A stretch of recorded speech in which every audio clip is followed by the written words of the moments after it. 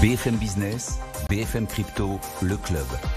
Sandra Gandoin. Bonjour à tous, bienvenue dans le club BFM Crypto. Je suis ravie de vous retrouver comme tous les jours à 15h pendant toute une demi-heure. On va parler de ce secteur, on va parler de bataille engagée par l'AMF, de réglementation, de stablecoin beaucoup, vous allez voir, et de formation et des dernières actus aussi. Avec Maxime Euzet, journaliste à la Tribune. Bonjour Maxime. Bonjour. Ravi de vous avoir dans l'émission. Raphaël Potard avec nous également, président de Cryptosphère France. Bonjour Raphaël. Bonjour. Vous avez une actu à nous annoncer en fin d'émission. Aussi, oui. Vous la réservez évidemment. Et Nathalie Janson, économiste, professeure à la Neoma Business School, qui est venue nous voir. Bonjour Nathalie. Bonjour. Ravi de vous retrouver. Vous savez que vous nous posez vos questions évidemment tous les jours à cette adresse crypto@bfmbusiness.fr. On vous répond tous les jeudis entre 15h et 15h30, que ce soit des questions très compliquées, très techniques ou des questions de débutants. Vous êtes les bienvenus évidemment. crypto@bfmbusiness.fr. Le club BFM Crypto, c'est parti.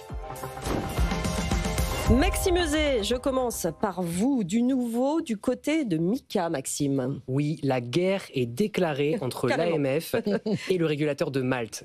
Alors rien n'est officiel, tout est toujours dit entre les lignes, mais lundi, les régulateurs de la France, de l'Autriche et de l'Italie ont annoncé vouloir transférer la délivrance des permis européens à l'autorité européenne, l'ESMA.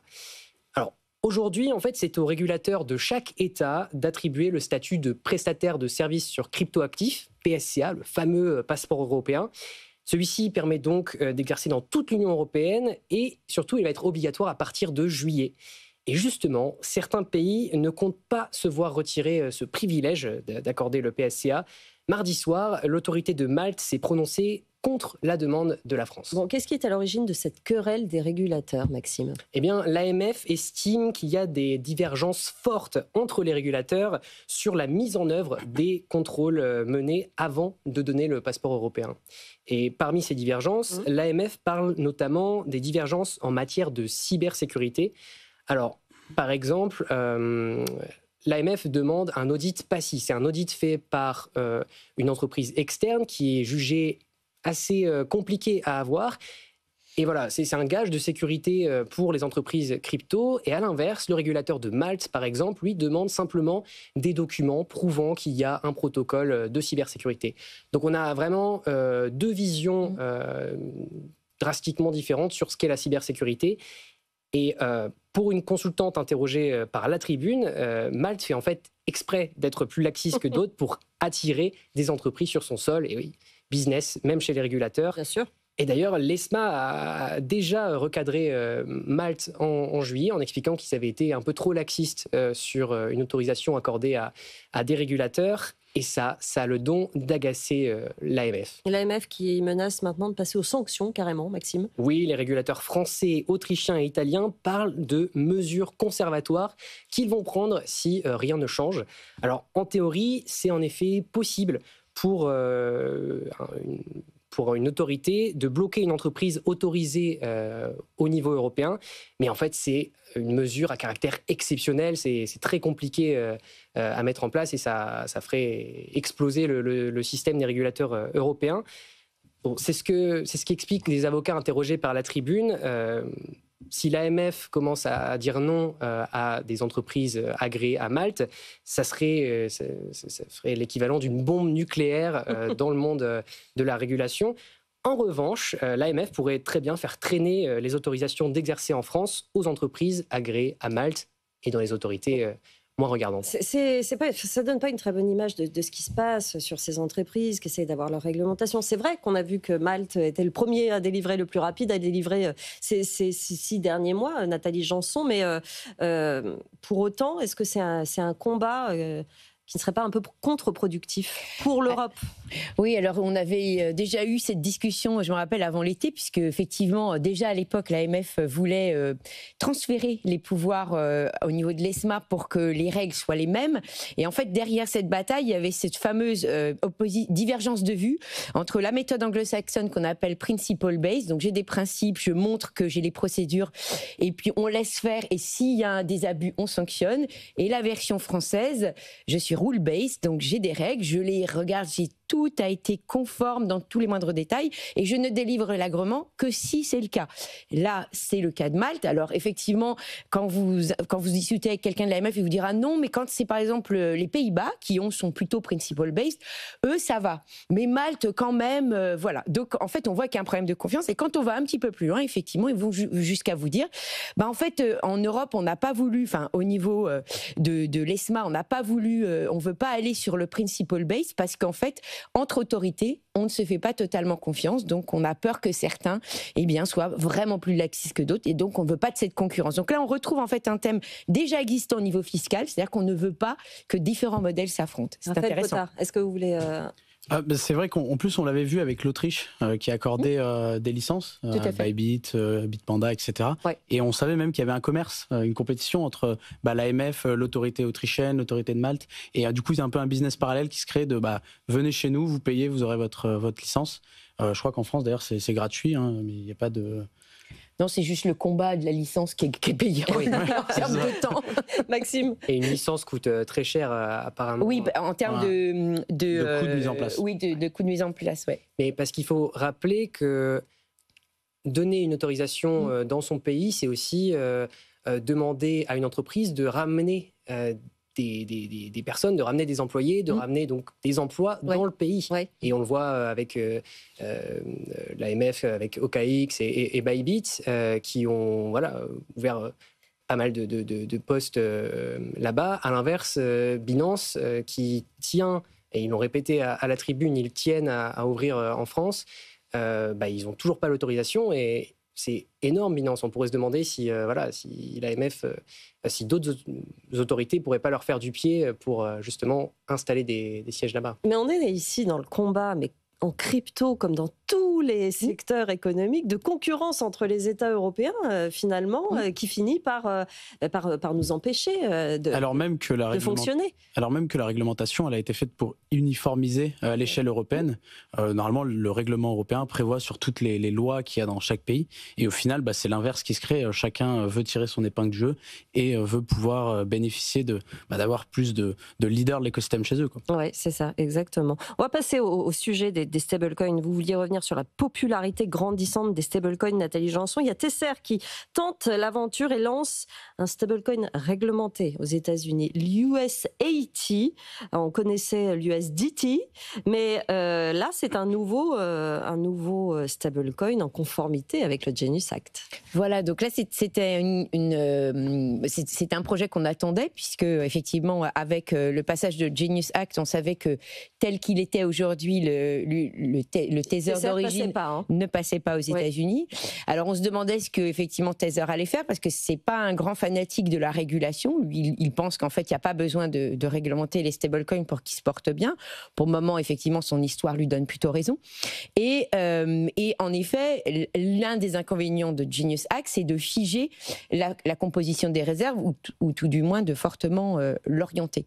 Et donc là, on voit qu'il va tâter le terrain, parce qu'en fait, c'est pas dit que le stablecoin ait du succès sur le territoire américain, parce que je vous rappelle que l'intérêt du stablecoin, c'est dans tous les pays qui en fait sont dollarisés plus ou moins explicitement, c'est qu'en fait c'est hyper pratique, c'est beaucoup plus pratique en fait qu'un dollar normal. Oui. Donc après, au sein des États-Unis, est-ce que vraiment ça aura le même succès ? C'est pas évident.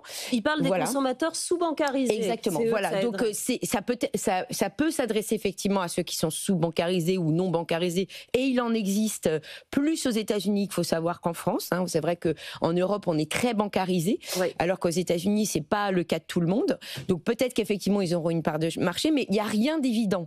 Et ce qui est intéressant aussi, quand on creuse, on va un petit peu plus loin dans cette logique-là. Donc on voit qu'effectivement, le point, c'est la réglementation notamment de la composition donc des réserves, où on va obliger l'émetteur de stablecoin de détenir beaucoup de dettes publiques.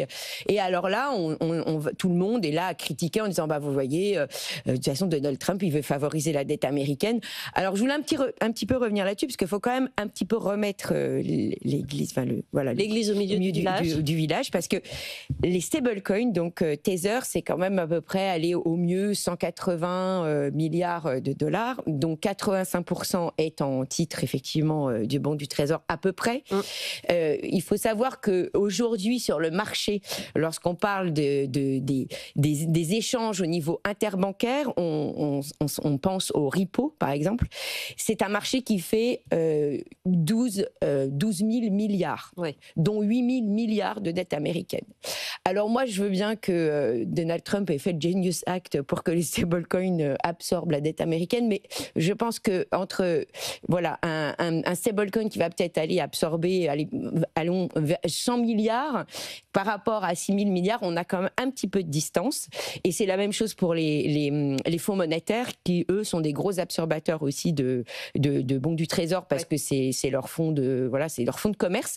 Donc je pense qu'il y a quand même un peu d'exagération. Je pense que c'est beaucoup plus les banques centrales, les banques et les fonds monétaires qui sont effectivement des gros acheteurs de bons du Trésor que les stablecoins. Il n'y avait pas besoin de faire le Genius Act en mettant une obligation sur le bon du Trésor pour qu'on absorbe la dette, tout en sachant qu'en Europe, on s'enorgueille de faire la même chose. Parce que dans le stablecoin européen, dans la réglementation, c'est la même chose. Maxime. Après, faut aussi comprendre que les stablecoins ont cet avantage qu'ils sont achetés par des particuliers qui ne se rendent pas forcément compte du risque derrière.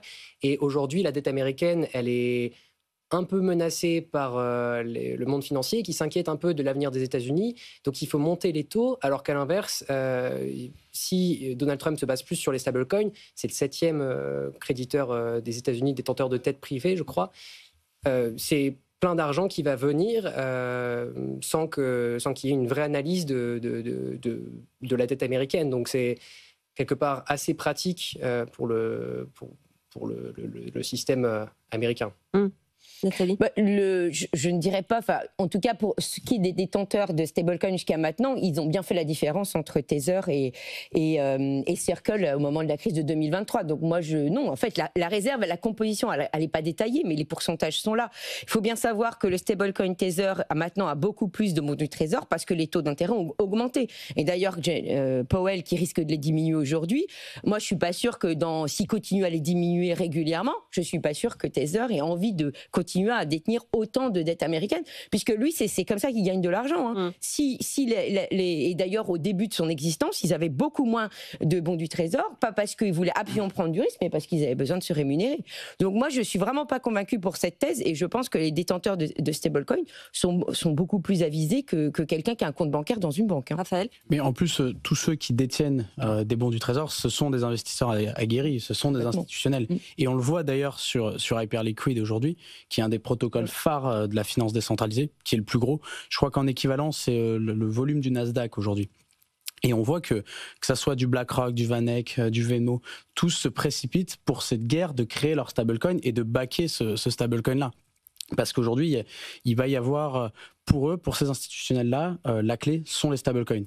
Donc, c'est bien qu'il y ait un enjeu autre que des acteurs privés comme Tether ou Circle. J'ai trouvé intéressant que Tether se dise aussi intéressé de miser sur l'or.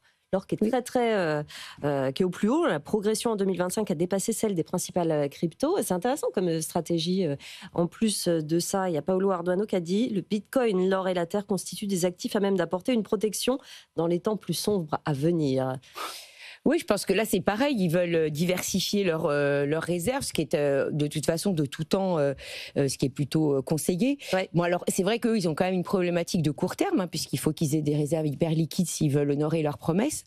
Maintenant, ils ont un pourcentage qui est faible. C'est autour de 5-6% c'est 5%, je crois, pour le Bitcoin, puis c'est moins pour l'or. Peut-être que là, entre-temps, effectivement, peut-être que ça va continuer. Oui. Mais il est clair qu'ils ont une problématique de continuer à être rentable. Donc, s'ils pensent qu'effectivement, il y a 10% des réserves qui n'ont pas besoin d'être transformables à l'immédiat, bah oui, ils vont sur des valeurs qui ont tendance à augmenter. C'est intéressant. Maxime ? Oui, après, moi, honnêtement, ça me fait un petit peu peur parce qu'on a fait plusieurs papiers dans la tribune sur l'or, où va aller l'or, et tous les experts du métal jaune nous disent il n'a jamais été aussi haut, attention, on ne sait pas vraiment où est-ce qu'il va aller. En fait, Tether a envie d'acheter l'or au plus haut. J'espère qu'ils se rendent compte des risques d'un retournement possible du marché et qu'ils vont bien gérer leur coût du risque. Oui, effectivement. À chaque fois, je vous pose cette question, Nathalie, mais l'Europe dans tout ça, la bataille des stablecoins, la popularité, on parlait du développement là des stablecoins qui sont en conformité avec le Genius Act. Nous, on en est où? Il y a quelques semaines, on disait que les stablecoins adossés sur de l'euro, il n'y en avait pas, il y en avait un, c'était Forge, voilà. Là, apparemment, c'est un petit peu en train de changer. J'entends dire par-ci par-là, et sur ce plateau notamment, qu'il y a des consultations des banques qui vont peut-être s'y mettre. Bon, moi, je reste sur... peut-être que j'ai rien compris, que l'avenir me donnera tort, mais je pense qu'on a raté le coche, puisqu'en fait, on aurait dû lancer l'euro avant Tether. On aurait dû... Le Tether de l'Europe, enfin, on aurait dû avoir quelqu'un à cette époque-là pour prendre le marché étranger. Parce que, comme je vous l'ai dit, en fait, Tether a eu du succès à l'extérieur. Parce que là où les pays pouvaient avoir une monnaie alternative, on aurait pu avoir du succès dans des pays qui n'aiment pas les États-Unis. Enfin, pour faire court, quoi. Alors, et donc, ils trouvaient une alternative. On l'a pas fait. Donc, moi, je suis pessimiste sur la capacité à ce un stablecoin euro ait sa place. Et comme effectivement, je ne suis pas certaine que au niveau national, enfin, au niveau du territoire européen, il y a vraiment un avantage. Voilà, j'ai beaucoup de réserves, mais peut-être que j'ai complètement tort et que j'ai rien compris. Maxime, vous avez fait un petit focus à la tribune sur Casséis. Oui, tout à fait. Casséis qui communique beaucoup sur leurs avancées dans les cryptos. Étonnant d'ailleurs, parce que Crédit Agricole avait un positionnement plutôt anti-crypto et en fait révèle... Ils ont eu l'agrément et révèle le changement de positionnement de toutes les banques, du coup. Et maintenant, c'est parmi les premiers. Et ce qu'ils nous expliquaient, c'est qu'eux, ils ne vont pas lancer de stablecoin pour le moment parce que aucune banque ne va accepter de prendre le stablecoin de son concurrent. Exactement. Ce qu'ils demandent, c'est que toutes les banques se mettent d'accord pour créer un stablecoin pan-français et pan-européen. Pan-européen au mieux, parce que déjà pour rivaliser avec Tether, et voilà, et pour se mettre d'accord et pas essayer de faire... De mettre des bâtons dans les roues de ses concurrents. Oui, se mettre d'accord entre États, c'est compliqué. Se mettre d'accord entre banques, ça va être aussi très compliqué quand on les entend eux-mêmes. Oui, moi, ça me fait penser à toutes les tentatives Paylib, Wero aujourd'hui. Bon... Non, pour vous, c'est... Je pense que c'est pas une demande de marché. Enfin, voilà. Après, à nouveau, je suis pas devin, mais voilà, ça me semble suspicieux. Votre avis, Raphaël? Il est qu'aujourd'hui, le marché a quand même été pris par Tether et que le train européen est encore en retard. Et on le dit, mettre plusieurs acteurs sur la table d'accord, c'est déjà un fait. Mais avoir l'ensemble des acteurs européens qui vont se mettre d'accord, les banques, les particuliers, on a du mal à y croire. Oui, Maxime. Après, on n'est pas à l'abri d'une bonne surprise parce que ça menace quand même vraiment le futur des banques, les stablecoins. C'est aujourd'hui, si demain les gens arrêtent de payer avec leur carte et arrêtent de faire des virements et passent par Tether, Circle et PayPal qui est déjà bien dans la course, les banques vont se revoir retirer une part de leur activité. Et ça, ils ont confié à la tribune que Casséis, en tout cas, que ça leur faisait un peu peur. Donc voilà, peut-être que la puissance bancaire pourrait aussi tout d'un coup se réveiller. Est-ce qu'ils le feront en Europe? Est-ce qu'ils le feront en Europe? Parce que tous nos grands groupes bancaires aujourd'hui, on a la chance qu'ils sont présents dans le monde entier. Est-ce que depuis Paris, ils lanceront leur stablecoin pour le moment avec la régulation, avec les acteurs? À voir. Et puis il y a aussi autre chose, c'est que peut-être qu'ils feraient mieux de se concentrer sur la tokenisation des dépôts, puisque là, ils ont une carte à jouer, vu que c'est plus rentable que du 100% backé. Ça coûte moins cher en termes de réserve. Donc, moi, c'est pour ça que j'ai vraiment des gros doutes, parce que je pense que si les banques ont un truc à prendre, c'est aller sur la tokenisation des dépôts. On reste dans le domaine des stablecoins, la compétition autour du stablecoin d'Hyperliquid. Vous vouliez revenir là-dessus, Raphaël Potard? Oui, Hyperliquid, il y a une guerre. On rappelle déjà ce que c'est qu'Hyperliquid, c'est la plateforme. C'est un DEX, c'est un exchange décentralisé qui permet de faire plusieurs outils de finance décentralisée, notamment avec des perks, qui sont des contrats futurs à terme non clos. Et en l'occurrence, aujourd'hui, il a un volume énorme. La majorité de l'écosystème utilise Hyperliquid. Et ce qu'on voit, c'est que les institutionnels, les fonds d'investissement et aussi les PayPal s'accaparent et veulent absolument créer le stablecoin, parce que Hyperliquid, en fait, c'est une DAO, donc c'est un protocole décentralisé sur lequel ils font voter leur communauté pour aller agir dessus. Et en l'occurrence, ils ont émis une demande de vote pour créer leur premier stablecoin. Ce qu'on le sait, le stablecoin permet de créer du coup de la valeur sur la chaîne même.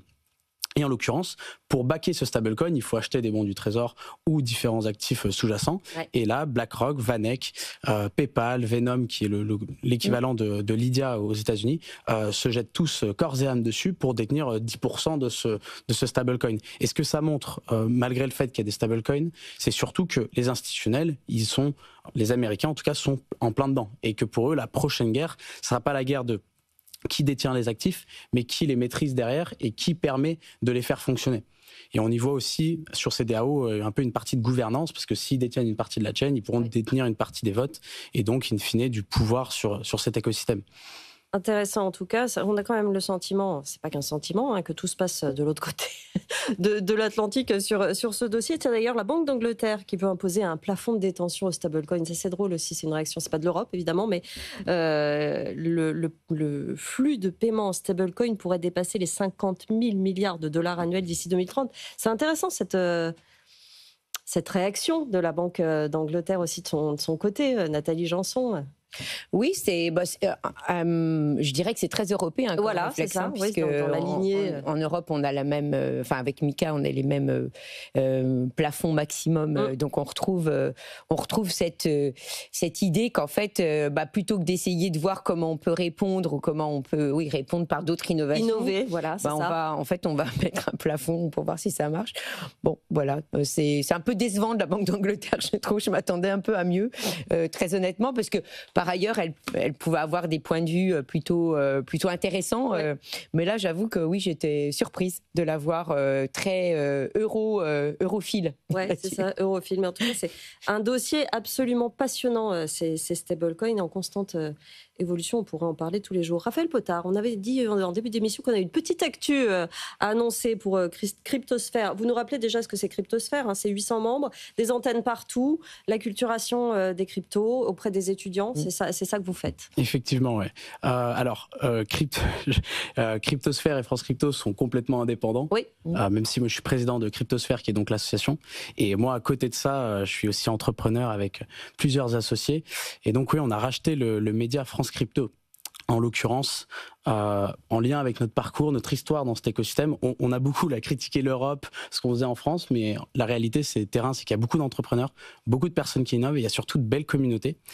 Et nous, notre constat, il était que depuis 5-6 ans, aujourd'hui, les outils numériques sont de plus en plus présents. Tout le monde peut construire, développer, créer des entreprises. Mais ce qui devient compliqué aujourd'hui, c'est pas seulement de la construire, mais de communiquer, de distribuer. Et donc, c'est avec ce constat-là qu'on s'est lancé avec mes 4 associés, Maxime, Michael et Romain, dans l'histoire et cette aventure média, avec un but très terre-à-terre qui est de démocratiser la crypto auprès du plus grand nombre. Mais d'une manière un peu à l'opposé de ce qu'on a dans les médias aujourd'hui, qui va être très entertainment et très amical et fun.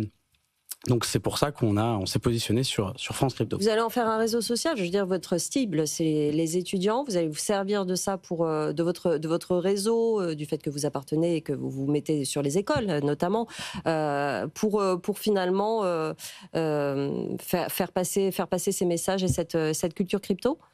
Alors, ça va prendre quelle forme au final? Les étudiants, oui, mais après, ça reste... Là, nous, on sort complètement après du spectre étudiant et on se base sur le grand public et toutes les personnes qui peuvent venir découvrir la crypto. Et c'est surtout aller casser ces barrières, ces préjugés qu'on a à l'entrée, qui sont de se dire, beaucoup d'étudiants, beaucoup de personnes se disent « Ah, la crypto, c'est compliqué, c'est financier ». Nous, on est là pour justement leur apporter cette petite lueur qui disent il faut que je vienne découvrir la crypto. C'est compliqué, c'est financier, ça c'est vrai, hein, vous avez raison, le terme financier, tout ce qui est finance en France, ça file des boutons, oui. Maxime. Et en plus, c'est de plus en plus politique. Et justement, ah oui. Comment vous voyez les choses par rapport au fait qu'aux États-Unis, notamment, c'est vraiment quelque chose qui a été repris en main par Trump. En France et en Europe, ça commence à bouger, mais c'est surtout des personnalités d'extrême droite qui en ont parlé. Est-ce que ça, c'est quelque chose qui nuit à la popularité des cryptos? Est-ce que justement, vous arrivez à dépolitiser cette technologie? Aujourd'hui, je trouve que la politique n'a pas trop d'impact Malheureusement, il n'y a que personne dans l'écosystème politique qui en parle. Mais en réalité, c'est que les gens ne s'y intéressent pas forcément et ont de suite cet a priori négatif de dire « Ah, c'est des gens qui vendent des formations, c'est de l'arnaque, c'est du financier et du technologique. » Aujourd'hui, les gens, ils ne se rendent pas compte de tout ce qu'il y a derrière et de ce qu'il peut y avoir en bénéfice pour eux. Donc, c'est plutôt aller balayer tous ces préjugés et leur montrer les bénéfices qu'ils peuvent en tirer. Pas seulement financiers, hein, tout ce qui est les cas d'usage, comment ça fonctionne. Et en fait, ce principe, on le reflète avec une chose qui est très basique, mais c'est la peur de l'inconnu. On ne comprend pas, on ne connaît pas, donc on émet des préjugés et on ne va pas s'intéresser à ce qui se passe dessus. 10% de Français détenteurs de crypto, selon les derniers chiffres de cette année de la DAN. En 2030, on sera combien si vous arrivez à votre mission? Vous êtes donné des objectifs chiffrés ou... Alors, on ne peut pas y répondre tout seul, et heureusement, on est accompagné de plein d'autres médias pour le faire.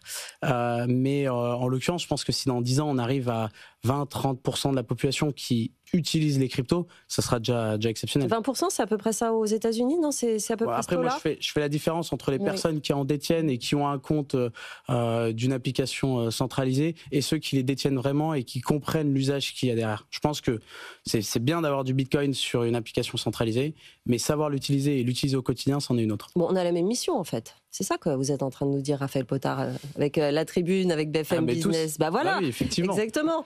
Merci beaucoup, en tout cas, d'être venu dans cette émission. Maxime Euzet, journaliste à La Tribune, Raphaël Potard, président de Cryptosphère France, Nathalie Janson, économiste, professeur à la Neoma Business School. Émission à retrouver évidemment en replay sur notre appli, sur notre site. Vous continuez à nous poser toutes vos questions crypto@bfmbusiness.fr et on vous répond tous les jeudis entre 15h et 15h30. Merci beaucoup à tous les trois. Je vous laisse entre les mains de BFM Bourse. BFM Business, BFM Crypto, le club.